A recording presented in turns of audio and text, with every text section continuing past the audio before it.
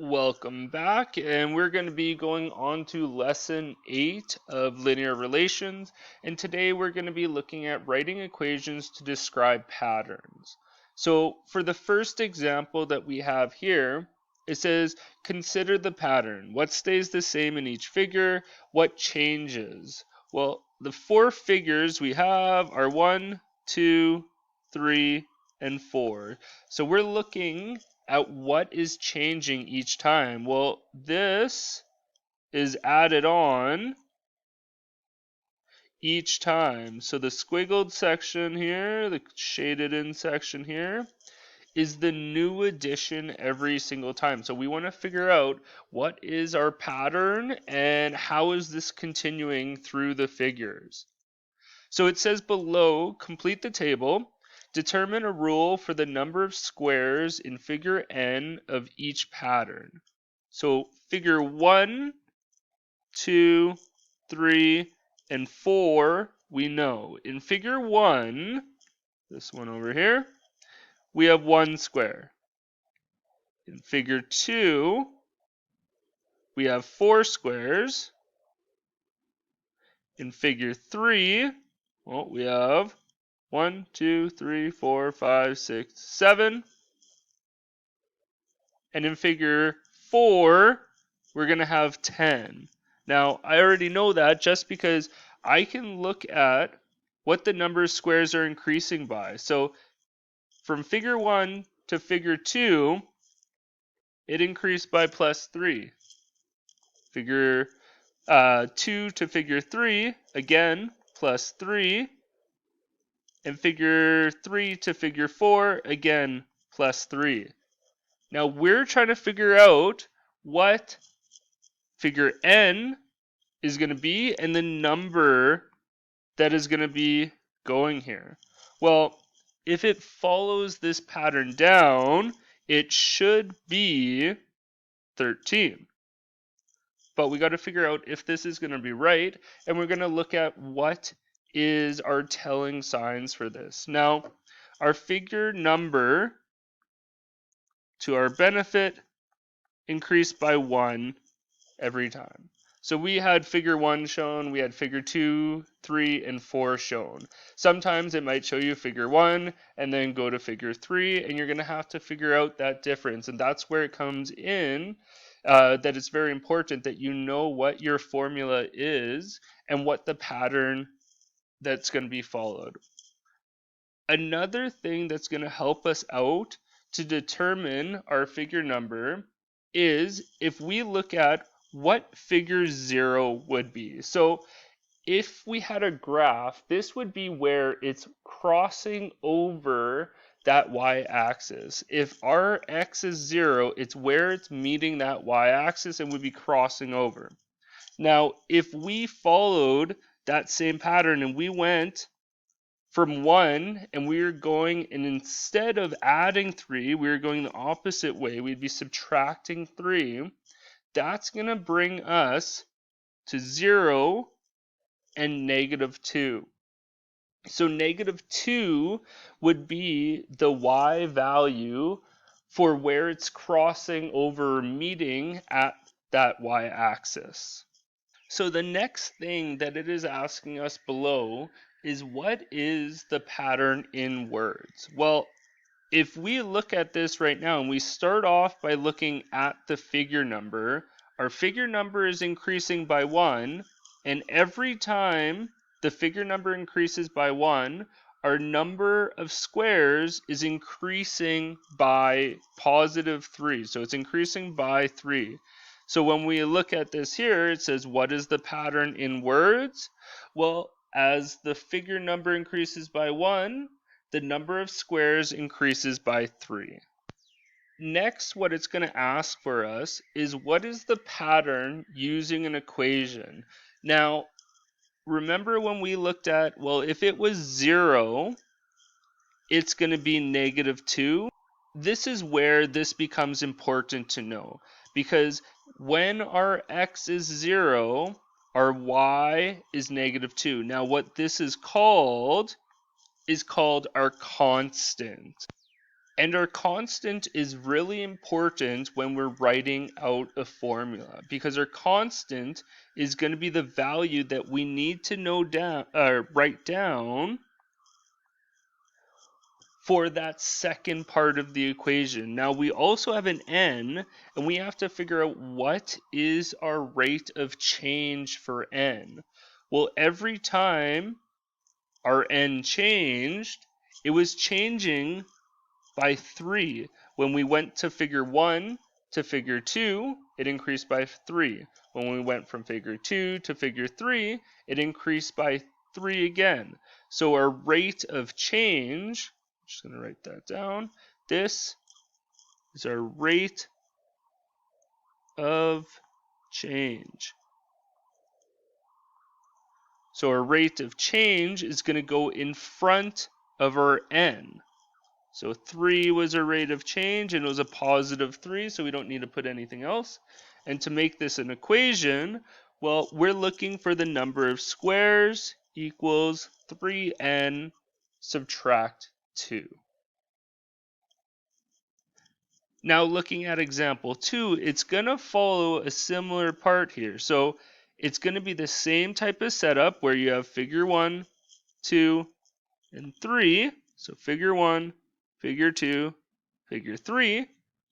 Now your figure number is going to be your n, and your number of squares is going to be your s. If you look at figure 1, we have 1, 2, 3, 4. So we have 4 squares. Figure 2, 1, 2, 3, 4, 5, 6, 7 squares. Figure 3, 1, 2, 3, 4, 5, 6, 7, 8, 9, 10. So we have 10 squares. Now you'll notice that our rate of change is plus 3. Rate of change is 3. Say on this side, our rate of change is 1 and 1, because we're increasing the figure number by 1 every time. Now, our important step here is if we had 0, well, going back -3, because we're doing the opposite, we're going from figure 1 to 0, we're going to have 4 subtract 3, which will get us 1.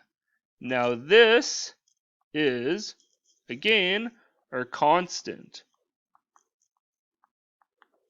So that's going to become important when we're writing out our formula, and this is our rate of change,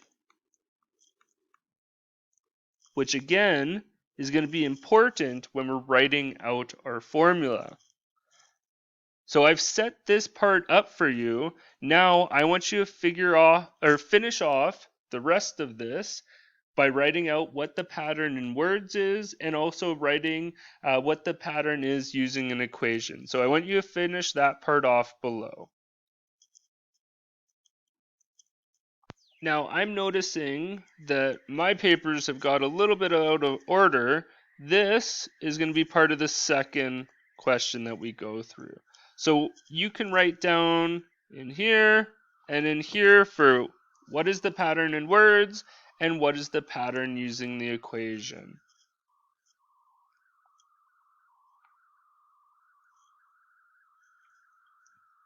Now I'm going to go on to the second part because you'll have finished that off and you'll have checked your answers in the class OneNote. Now looking at this second part here, what it asks is example 3. Write the equation to describe the relationship between the x and y value in the following table. So the first thing that we want to look at is, do we have our constant here? Well, they've already done the 0 for us, so our constant is 7. So label that. Your constant is 7. The next thing we want to look at is, what is our rate of change? Well, our rate of change here is 1. Again, 1. It's increasing by 1 every time. Rate of change on the y From 7 to 9 is 2. 9 to 11 is 2.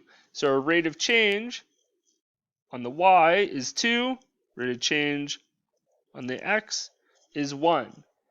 When we're writing this out, if we wanted to find out what our y was, and we were using our x to solve, well, our rate of change would be 2 over 1. Your y is always written on top, and your x rate of change is always written on the bottom. Now we'll have our x, and then you're going to write your constant, so plus 7. So your constant will be the last part you write, and your rate of change will be on the top and on the bottom. So I have those arrows there to try and make that as clear as possible for you. Then you're dealing with y and x, but those variables can change dependent on what you are working for. So if you're trying to find c, if you're trying to find f, doesn't matter what the letter is, your variable can change. Now for this table here, we have x and y again. Our constant is already done for us. It's -5. So constant is labeled. Next, we want to look for what's our rate of change on the x. From 0 to 1 is 1. 1 to 2, 1. 2 to 3, 1. So I did 3 just to make sure. Rate of change on my y is -5 to -1. Well, that's plus 1. -4 to 3, plus 1 again. 3 to -3 to -2 is plus 1 again. So we have 1 over 1. So if we wanted to find y, we'd have a rate of change of 1 over 1, x subtract 5, because that's our constant. You could also write y equals 1x subtract 5, or y equals x subtract 5. All of those would be the correct answer. Now for this last table here, I'm going to leave this one for you to finish, but again, pay attention to what is your constant, what is your rate of change. That's going to help you make that equation. I'm going to instead write out a different example for you where we're still using x and y, but this time we're going from 0 to 5 to 10 to 15. So our rate of change for the x is different, and y we're going to be at 4, 0, -4, -8. Our constant is done for us because we have our 0 for x. Now we want to look for a rate of change. Well, from 0 to 5 is 5, 5 to 10 is 5, 10 to 15 is 5, did 3 to make sure.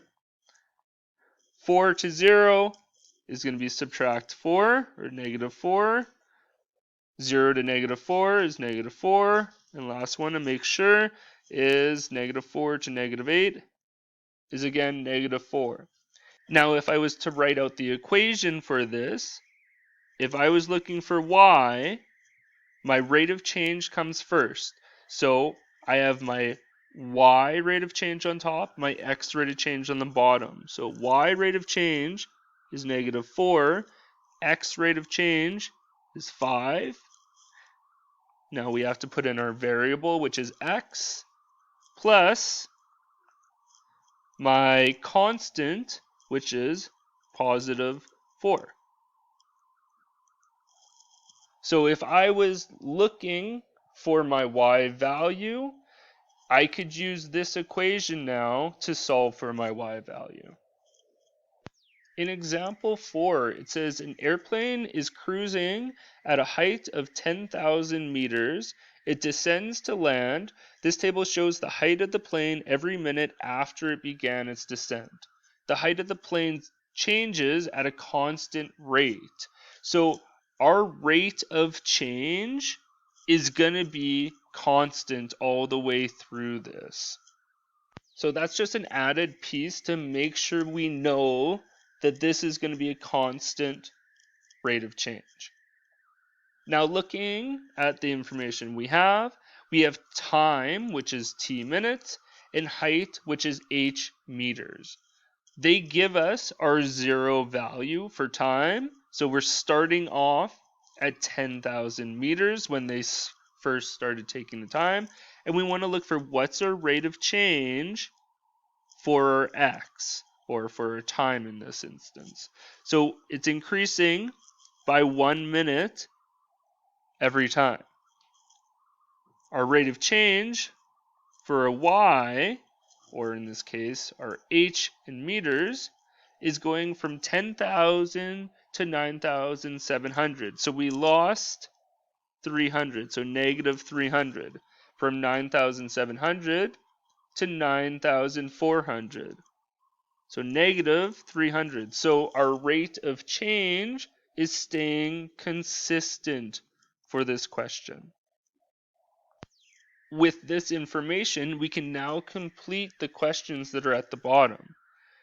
The first one is write an expression for the height in terms of the time since the plane began its descent.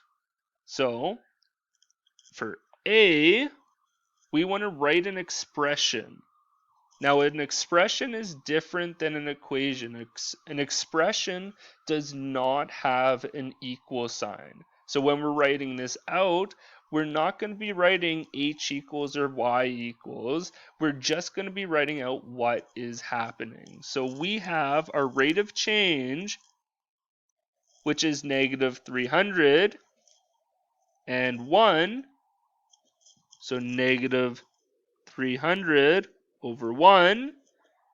Now, what was changing? Well, it was our t for time, plus we have to think about what was our constant in this. Well, our constant was 10,000 because that's our starting, where we had a 0 value for time is 10,000. Now that would be our expression. If we were writing an equation, this is where h equals 300, no, that's negative, over 1 t plus 10,000.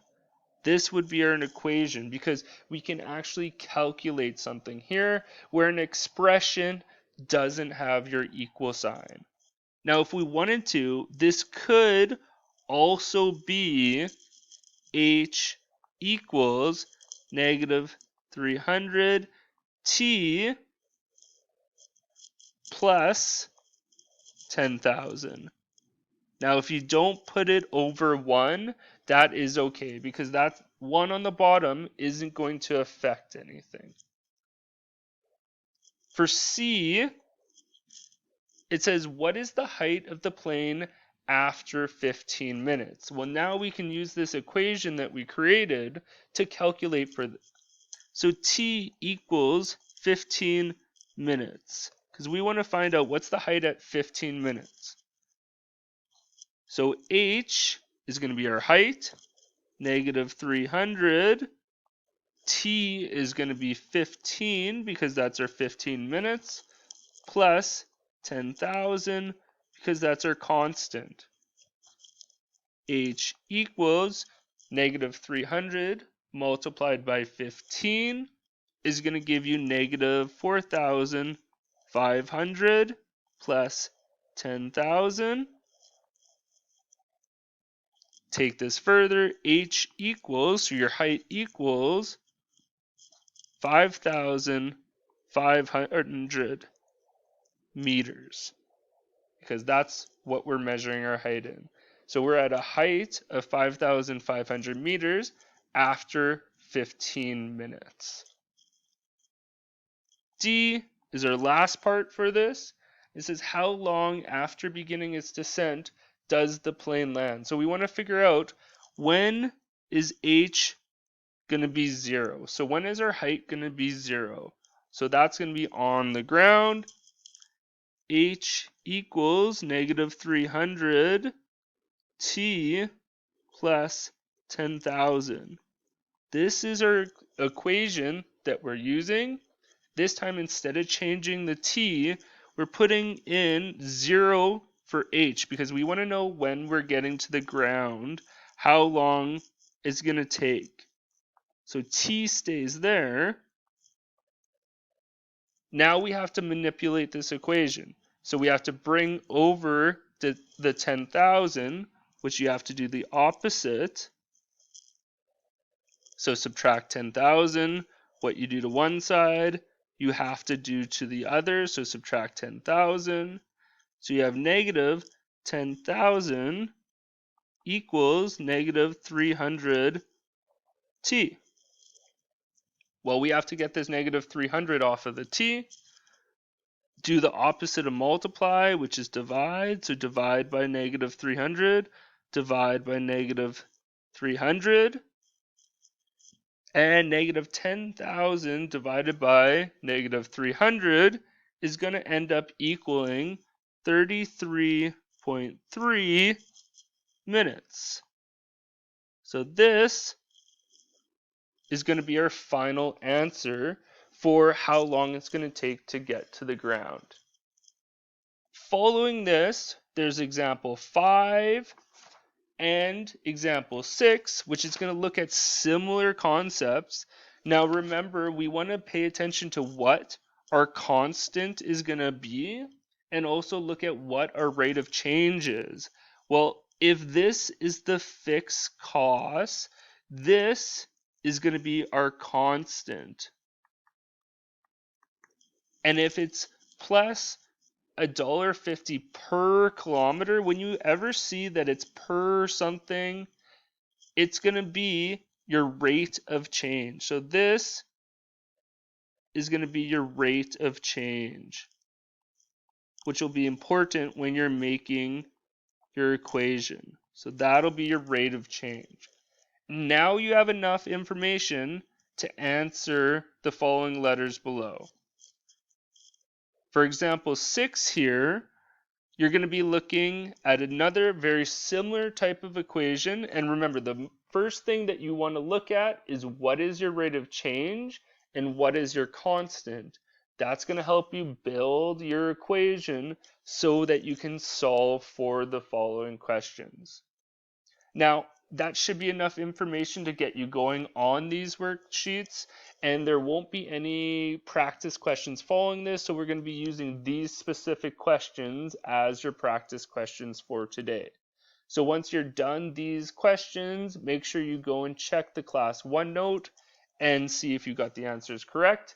If you do have any questions, please make sure you're sending me an email, and I can go through any of the questions with you tomorrow or later this week.